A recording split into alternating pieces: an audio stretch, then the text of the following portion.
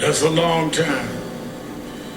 If we've calculated with the clock here, that's how long he was laying there. There's no excuse.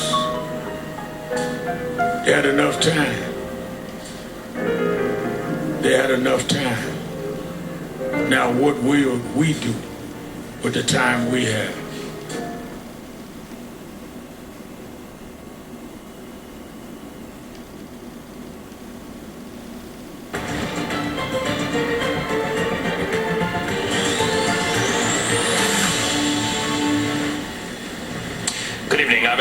In New York, unrelenting crowds of people continue to march and protest for a 12th straight night since George Floyd's death in the custody of Minneapolis police. Family gathered for a private memorial service for Floyd in Rayford, North Carolina today. As his coffin arrived, long lines of mourners shouted the chant, "No justice, no peace." And we saw that replicated throughout the country, even as more videos capture police violence against protesters.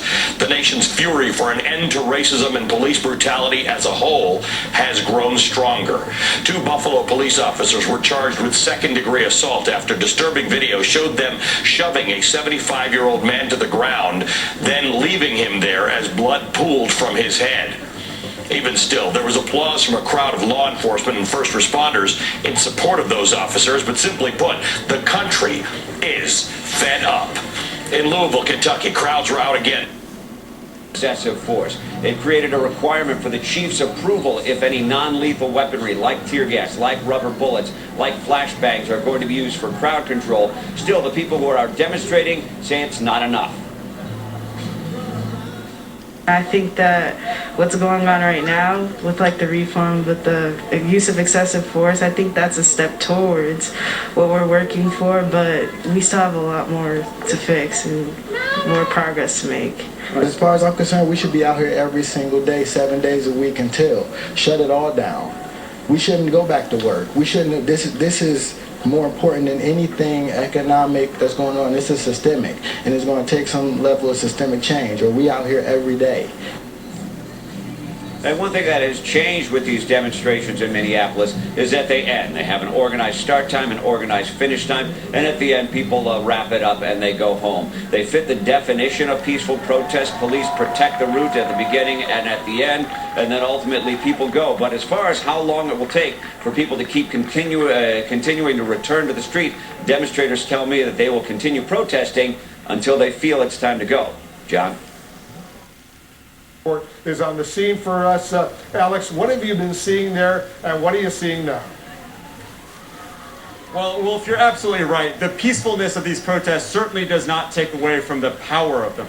Just look at this extraordinary crowd. I have never seen so many people out here. I've never seen crowds like this entire week.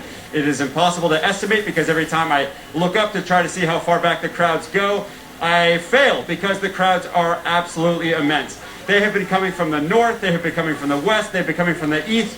They have not, however, Wolf, been coming from the south, because that is where the White House is. The White House, several days ago, law enforcement putting up that fence around Lafayette Square Park along the northern side, and it stretches most of the way around the entire White House. This, as you noted, is Black Lives Matter Plaza, as named by the mayor of D.C. We've all seen that famous shot of Black Lives Matter written in those huge yellow letters on 16th Street. That is right here as it running straight into the White House. So that has really amplified, as you noted, Wolf, that confrontation, the war of words between the president and Muriel Bowser. The president, as you noted, tweeting law and order.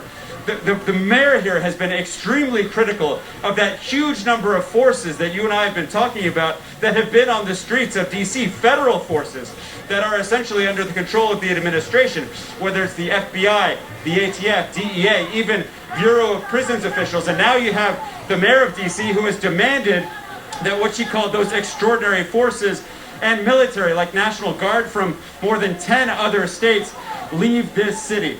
Well, we have a little bit of this here as we head into it. Every day from now on. Peaceful protesters have filled the newly renamed Black Lives Matter Plaza. This expected to be the biggest day of demonstrations yet in our nation. nation's capital. We matter. My children matter. Their future matters. Anita Mingo and her husband Wahan Dansby brought their children to see democracy in action. What does change look like to you?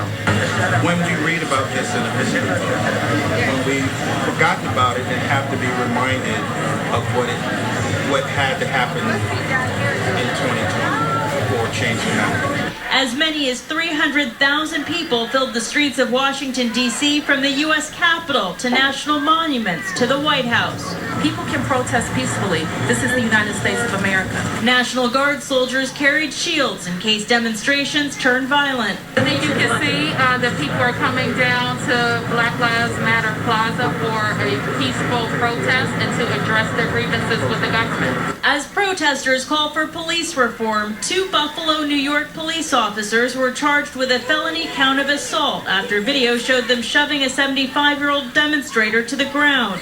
Some have accused the district attorney of choosing protesters over police. I'm on this country's side. That's whose side I'm on. I'm on justice's side. Supporters of the officers cheered as they exited the court. Natalie Bren, CBS News, Washington. House and Senate Democrats say they will unveil police reform laws on Monday. George Floyd will have a public visitation in Houston that same day. And check out this eye-catching video. In San Francisco, hundreds of demonstrators headed to the Golden Gate Bridge today to honor the life of George Floyd.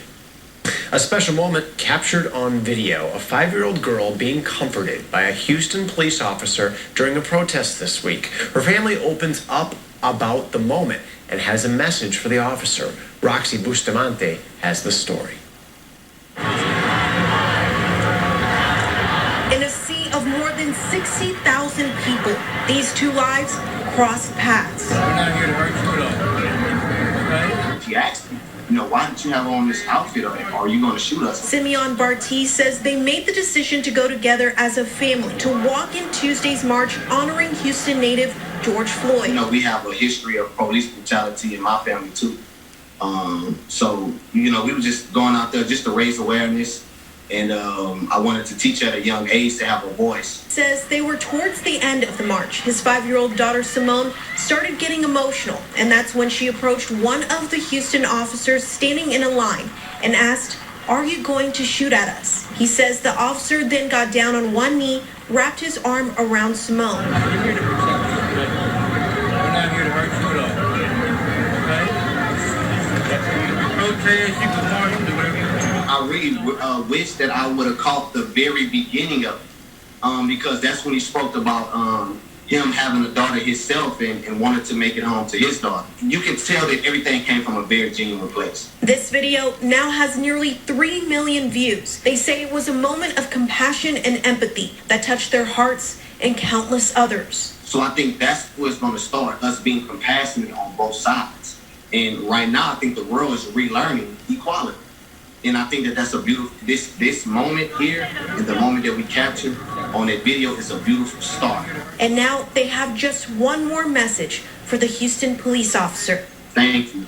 Thank you for giving me a different perspective. Today is the 76th anniversary of D-Day. On this day in 1944, Allied troops invaded Normandy, France to fight Nazi Germany in World War II. It was the largest land and water invasion in history and a major turning point in the war. More than 160,000 troops, 13,000 aircraft, and 5,000 ships took part in the operation. It's estimated approximately 10,000 Allied soldiers were either killed, wounded, or went missing in action. More than 6,600 of them were Americans. Adam? Keeping an eye on more strong to severe thunderstorms through the evening and into the night. Eric, Vanessa, and Eric. Say that we won't add to the budget of the police department and maybe instead shift $150 million to helping the community. We've also seen a push, including at rallies I've been to in New York, with folks saying we need more neighborhood policing. So there are changes already happening, and as we know, a lot. I'm a business journalist at heart. I love entrepreneurship, and I've interviewed thousands of entrepreneurs, but I guarantee I've never interviewed somebody like you. You created the not reaching pouch so that African African Americans can have their license and registration close enough to them that do not get the impression, they do not give police the impression that they might be reaching for a gun, which is why the officer who killed Philando Castile said that he killed him. Correct. And the reason why we stated not reaching was because of Philando. Even though I may not have known Philando feels as if he was my son. And on that day, we were celebrating our son's 30th birthday in Coatesville, Pennsylvania, and Valerie was losing her son. And I just couldn't take it anymore. And I said to my husband, I said, Wayne, we got to do something. Even if our solution is small, there has to be a solution. Too many people are talking about the problem, and no one wants to come to the table with a solution. And when I met with officers, I asked them, what is it that makes you nervous or escalates traffic stop? And they all said, it's the reaching. It's reaching. So I called my product Not Reaching, not knowing about a year later that when I met Valerie, Philando's last words were, I wasn't reaching. How do you feel about, I mean, you went out there to create something so that this wouldn't happen again, but the underlying problem is so much bigger than that. Do you think it's stuff like this, or do you think at this point the country has heard that policing has to change? It's a little bit of everything. We're in a time right now that we have to make ourselves as safe as possible. I get a lot of comments saying we shouldn't have to do this. There's a lot of things we should not have to do.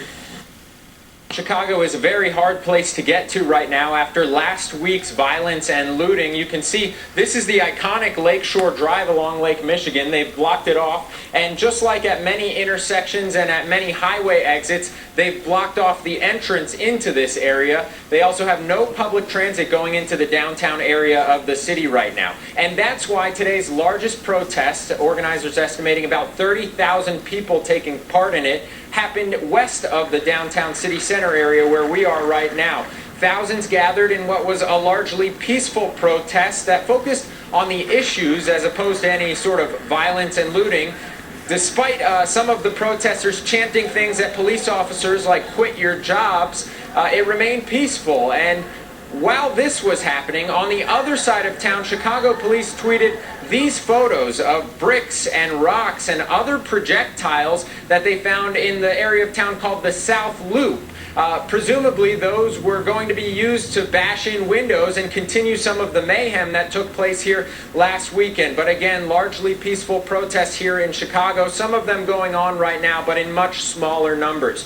One other event that took place today, the Chicago Teachers Union gathering and calling for its contract with the city police department to be terminated. We haven't heard yet whether the mayor or the school board will weigh in on that at all. As we know, a lot of this violence and looting has taken place in the evening. It's still fairly early here. There is a curfew in effect in Chicago that starts at 9 o'clock tonight, so we'll see how things go. John. It's okay to do when you see your boss out there putting in work. And as long as you have police chiefs who will keep someone like Derek Chauvin on the department for 16, 18 personnel complaints, we're going to continue to have this issue. Due process means that officers probably can't be fired right away, but you can certainly pull a Derek Chauvin and anyone else like this inspector and put them on the desk until they either get their mind right or you get them off the department. Derek Chauvin is the police officer in Minneapolis accused of second-degree murder of George Floyd by keeping his knee on his neck for almost 9 minutes. Chief Ramsey, I wanted to give you a chance to respond to that as well. Go ahead. Well, I mean, it destroys trust, whatever, and trust is a very fragile thing, and obviously we've been seeing a lot of very negative videos. There have been some positive ones with officers taking a knee and walking in protests and so forth, but these get overshadowed. Those things get overshadowed whenever you have incidents like this. And just one comment about keeping people on the job. One of the things that we need to really change is the strength of these unions that through arbitration are able to get officers back even after they're terminated. I've had a couple cases where I had to fire a person more than one time. And it's very difficult. And so until that's fixed, you're going to have situations where you have people with 15, 16 or more complaints, and then you wonder, why are they still on the job? Well, You know, it's just not that easy, and that needs to change. Chief Ramsey, thanks as usual for joining us. Cheryl Dorsey, thanks to you as well. I want both of you to stand by because there's more developments unfolding. We're following the protests across the United States this hour. Take a look at this. It's a live look of protesters near the White House right now. We'll show that video where these are live pictures coming in. That's St. John's Church on the left, right across the street from Lafayette Park, which is right across the street, Pennsylvania Avenue, from the White House. You see a huge number of folks have gathered here in Washington, D.C. Meantime, 2 police officers from Buffalo, New York, have pled not guilty after a very disturbing video emerged of them pushing an elderly protester to the ground. We have new information, new details on the case when we come back. When you're 50 plus, the important part isn't the number, it's the plus. Switch your wireless service to consumers. By the day, these protests are gathering global momentum, spreading so far around the world. The sun never sets on someone demanding justice for George Floyd, asking us to understand Black Lives Matter and calling for change. Black Lives Matter! Sydney, Adelaide, Brisbane, Melbourne, right across Australia Saturday, the ripples of anger at George Floyd's killing have turned to waves of protest demanding better rights for Aboriginals. In northern France, crowds joined the global outrage. Indeed, point to a place on the planet and they'll have had protests. Japan, South Korea, Kenya, South Africa, Lebanon, Canada, where PM Justin Trudeau took a knee. All of these just in the past 48 hours. Everywhere there is hope. The swell of support will amount to change, finally. I've awoken a part of me which has been begging to be released for years and years. And this year, 2020, there's something in the air about 2020. I think it's a culmination of many different variables: Trumpian anxiety, coronavirus, George Floyd, Billy Majinga. And so to be here, it feels like I should have been here. It feels like I should have been here from day one. Every indication here, still plenty more protests to come. Nick Robinson, CNN, London. People in Berlin also protesting racism and police violence, this time through silent demonstration, one of them taking part in the heart of the city. Police asked the 1,500 people to maintain social distancing because of the pandemic. Demonstrators said they wanted to remember George Floyd in silence and by wearing black clothing. Some of them sharing other reasons they wanted to be there. Have a listen. I am here because there is a racism problem in Germany. That's so in the whole world, but especially here in Germany. If you are black, brown, or just not white in Germany, then you experience racism. That is quite normal, almost every day. There have been calls for silent demonstrations in other German cities as well. We're going to take a short break. When we come back on the program, founding members of Freedom Fighters DC, part of the largest knowledge about how this country tends to respond and different notions because of life experience about what works. When you say different notions about what works, elaborate on that a little bit. I think that there are really, really strong feelings among people who were personally involved in the civil rights movement in the mid part of the 20th century, that nonviolent protest is the only way and the only method that has worked. And then I think for younger people who were not personally alive to participate in the mid 20th century civil rights movement, there is the stretch of history that they've only read about, but of course some full knowledge that what came out of the civil rights movement certainly were many policies that are really central to Black life and welfare in America today, but also there were limitations in terms of what was accomplished. And I think that people who were not personally there and didn't have to put themselves personally on the line, it's a little easier to step back and look at those things critically and maybe even sometimes criticize them. But again, I really don't want to overstate that, because that is not something that I would say that I had a grand sense that there was some grand divide that has developed between older and younger Black Americans. I really don't think that's true. Plenty more for us to discuss. Panel, do stick around. We'll keep an eye on the various protest images from across the country. We also want to head out to Los Angeles. Big crowds have gathered there again today. The protests this evening come as the mayor announces cuts to the LAPD and a plan to invest in underserved areas. That is next.